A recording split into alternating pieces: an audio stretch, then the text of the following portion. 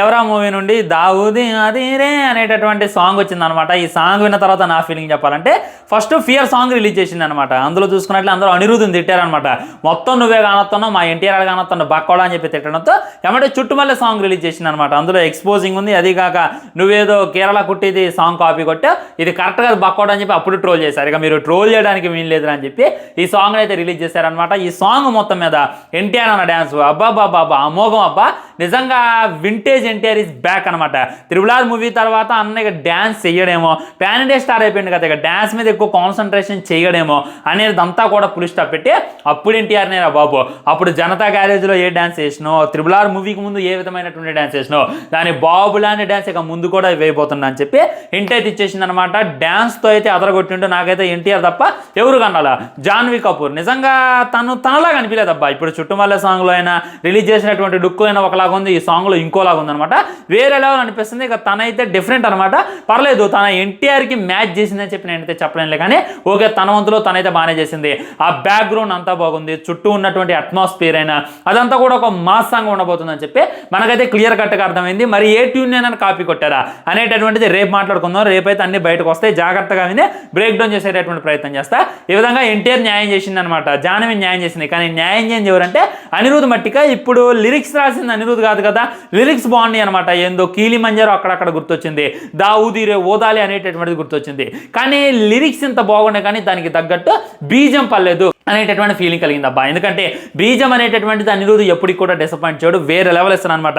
తమిళ songs ఒకసారి వెళ్ళి వినండి, ఆ లవ్ సాంగ్స్ అయినా మా సాంగ్స్ అయినా వెళ్ళి ఏంటంటే ఇంకనైనా మనకు వినబుద్ధి అవుతుంది అనమాట.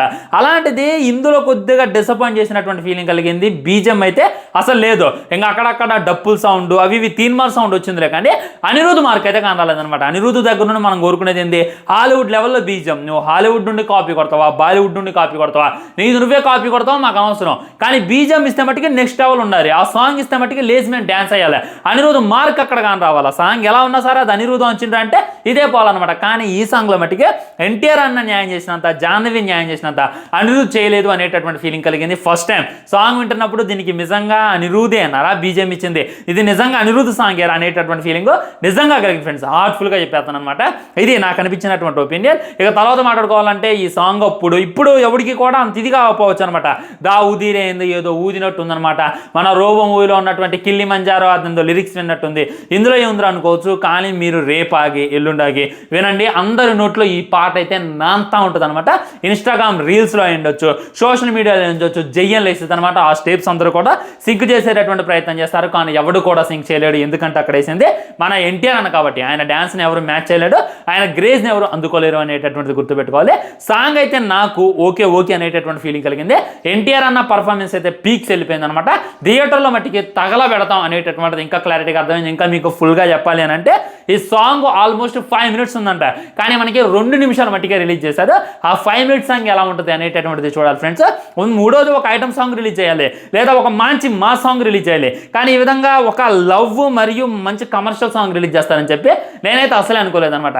ఇది నా రివ్యూ. చెప్పాలంటే మీ రివ్యూ ఏంటి అనేటటువంటిది డెఫినెట్లీ కింద కామెంట్ చేయండి. ఛానల్ని సబ్స్క్రైబ్ చేయండి, వీడియో లైక్ చేయండి, వీలైనంత వరకు వీడియోని షేర్ చేయండి. వన్నీ మాత్రం బాయ్ ఉంటాను, నమస్కారం.